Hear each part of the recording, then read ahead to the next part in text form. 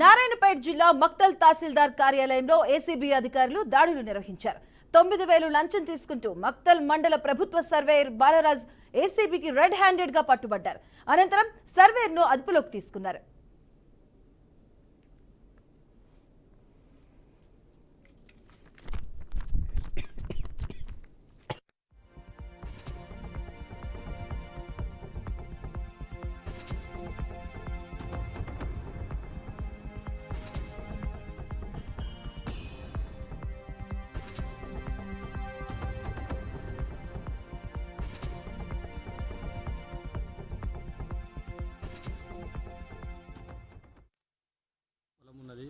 దాని యొక్క హద్దుల కోసం నేను గత నెలలో గవర్నమెంట్ మీ సేవ దగ్గర డబ్బులు చెల్లించడం జరిగింది.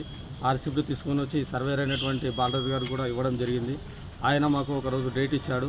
ఆ డేట్ ప్రకారం ఆయన ఆ రోజు రావడం జరిగింది. వచ్చిన తర్వాత ఈ హద్దులు సరిగా లేవు, నేను మళ్ళీ ఒకసారి వస్తానని చెప్పి తిరిగి రావడం జరిగింది.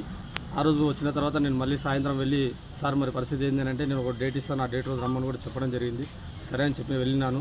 సెకండ్ టైం మళ్ళీ వచ్చే ముందర మరి మీరు నాకు డబ్బులు ఏమి ఇవ్వలేదు, మీరు డబ్బులు ఇస్తేనే నేను పొలం దగ్గరకు వచ్చి సర్వే చేస్తానని చెప్పడంతో 3,000 రూపాయలు అడ్వాన్స్ కూడా ఇవ్వడం జరిగింది. ఆ ఇచ్చిన తర్వాత ఆయన పొలం దగ్గరకు వచ్చి సర్వే చేసి హద్దులు కూడా చూపించడం జరిగింది. చూపించిన సాయంత్రము మళ్ళీ డబ్బులు డిమాండ్ చేయడం జరిగింది.